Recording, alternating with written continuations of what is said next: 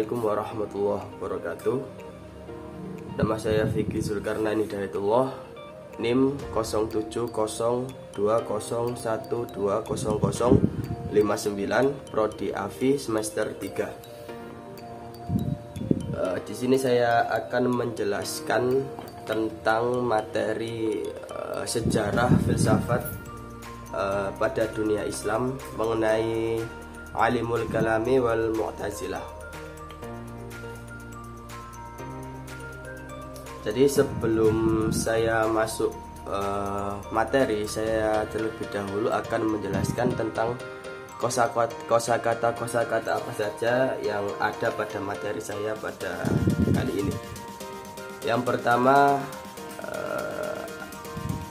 falsafah, yaitu filsafat al-Yunani. Yunani ada am, yaitu ilmu pengetahuan, muallim, guru, dan juga ada al-hadarah, yaitu peradaban.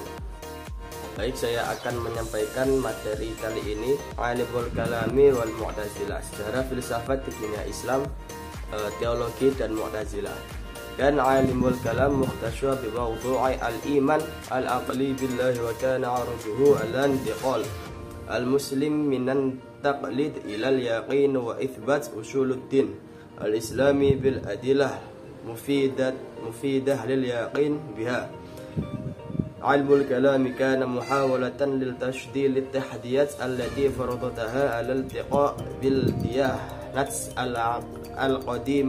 al-qadimah allati kanat mawjudatan fi bilad ar-rafidain asasan, مثل المانوية والزرادشتية والحركات الشعوبية.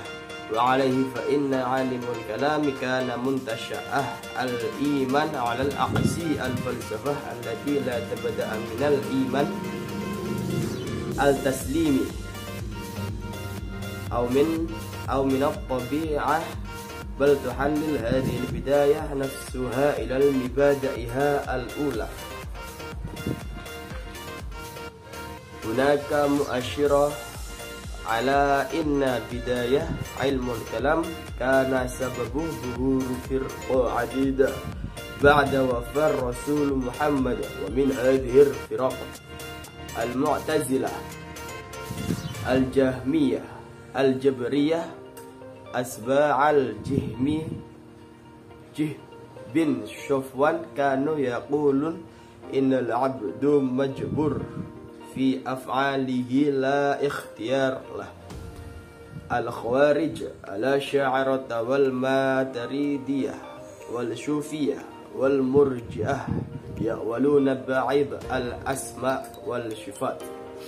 الإمامية، الزيدية، الإسماعيلية والعلوية والشيعة بشكل عام. الإباضية، سمي الإباضية بهذا الاسم نسبة إلى عبد الله بن أباض التميم، والمؤسس الحقيقي للمدعي الإباضي والإمام جابر بن زيد. Sejarah filsafat di dunia Islam, teologi dan Mu'tazilah. Teologi berkaitan dengan subjek kepercayaan rasional kepada Tuhan, dan tujuannya adalah untuk memindahkan Muslim dari imitasi ke kepastian dan untuk membuktikan dasar-dasar agama Islam dengan bukti yang berguna untuk kepastian di dalamnya. Teologi adalah upaya untuk menjawab tantangan yang ditimbulkan oleh perjumpaan dengan agama-agama kuno yang ada terutama di Mesopotamia, seperti Manikeisme, Zoroastrisme, dan juga gerakan-gerakan populis. Dengan prinsip pertamanya ada indikasi bahwa permulaan teologi ini disebabkan oleh munculnya beberapa sekte setelah kematian atau setelah wafatnya Nabi Muhammad SAW. Dan di antara sekte-sekte ini yaitu yang pertama ada Mu'tazilah atau yang pertama ada Mu'tazilah. Lalu ada Jahmiyah atau Al-Jabriyah, yaitu para pengikut Al-Jahm bin Sofwan biasa mengatakan bahwa seorang hamba itu dipaksa dalam tindakannya dan tidak mempunyai pilihan. Lalu ada Khawarij, ya Asy'ari, Maturidi, Sufi, dan juga Murji'ah. Zaidi, Islamiyah, Alawi, dan Syiah pada umumnya atau The Ibadis atau The Ibadis yang disebut dengan nama kaitannya dengan Abdullah bin Abbad Al-Tamimi, dan pendiri sebenarnya dari sekolah Ibadiyah adalah Imam Jabir bin Zaid. Munculnya teologi dalam sejarah Islam adalah hasil dari apa yang dianggap umat Islam sebagai kebutuhan untuk menanggapi apa yang mereka anggap bid'ah oleh beberapa sekte-sekte sesat. Tujuan utamanya adalah untuk membangun bukti dan menghilangkan kecurigaan. Beberapa percaya bahwa akar teologi kembali ke belakang kepada para sahabat dan pengikutnya. Dan Ibnu Umar, Umar bin Abdul Aziz, Hasan bin Muhammad bin Al-Hanafiyah tentang Mu'tazilah, Ali bin Abi Thalib menanggapi Khawarij, dan Ilyas bin Muawiyah Al-Muzni menanggapi fatalisme, yang mirip dengan premis determinisme. Teologi adalah studi tentang asal-usul agama yang pada gilirannya difokuskan pada 4 sumber utama, yaitu keilahian, yaitu pencarian penegasan diri dan atribut ilahi. Lalu ada nubuatan, kemaksuman para nabi dan aturan kenabian antara kewajiban akal yang merupakan doktrin Mu'tazilah dan kebolehan akal, dan itu adalah doktrin Asy'aris. Lalu ada imamah, yaitu perbedaan pendapat tentang kepemimpinan masyarakat umum dalam urusan agama dan duniawi untuk seorang atas nama Nabi Muhammad. Dan juga ada kebangkitan, gagasan tentang hari kebangkitan dan kemungkinan mayat dikumpulkan. Nah, dari penjelasan itu tadi bisa disimpulkan bahwasannya timbulnya filsafat dalam dunia Islam dapat dilihat dari beberapa faktor, yaitu yang pertama yaitu faktor dorongan ajaran Islam. Untuk membuktikan adanya Allah, Islam menghendaki agar umatnya memikirkan tentang penciptaan langit dan bumi, dan penciptaan tersebut tentu ada yang menciptakannya. Pemikiran yang demikian itu kemudian menimbulkan penyelidikan dengan pemikiran filsafat. Nah, lalu yang kedua ada faktor internal, yaitu faktor perpecahan di kalangan umat Islam.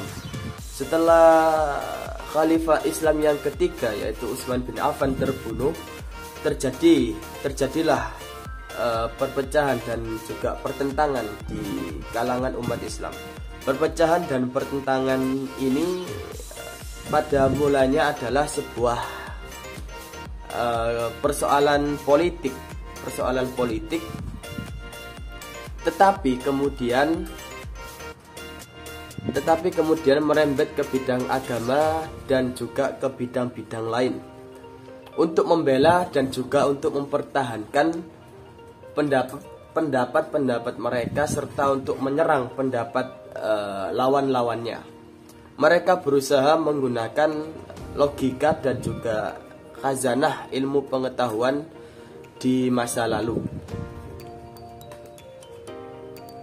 terutama logika dari Yunani dan juga logika dari Persia, sampai akhirnya mereka dapat berkenalan dan mendalami pemikiran-pemikiran yang berasal dari kedua negeri tersebut. Kemudian mereka membentuk filsafat sendiri yang dikenal dengan nama filsafat Islam.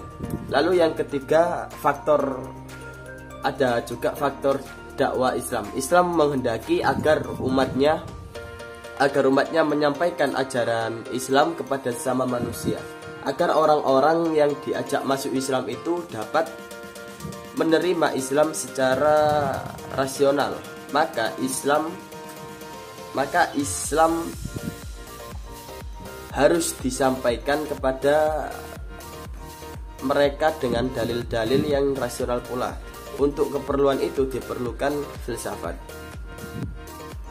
Lalu ada juga faktor eksternal, yaitu faktor menghadapi tantangan zaman. Zaman selalu berkembang dan Islam adalah agama yang sesuai dengan segala perkembangan. Tetapi hal itu bergantung kepada pemahaman umatnya. Karena itu setiap zaman berkembang, menghendaki pula perkembangan pemikiran umat Islam terhadap agamanya. Pengembangan pemikiran tersebut berlangsung di dalam filsafat. Lalu yang terakhir ada faktor pengaruh kebudayaan lain. Setelah daerah kekuasaan meluas ke beberapa wilayah, umat Islam berjumpa dengan bermacam-macam kebudayaan. Mereka menjadi tertarik lalu mempelajarinya dan akhirnya terjadilah sentuhan budaya di antara mereka. Hal ini banyak sekali ditemukan dalam beberapa teori-teori filsafat Islam, misalnya teori emanasi dari Al-Farabi.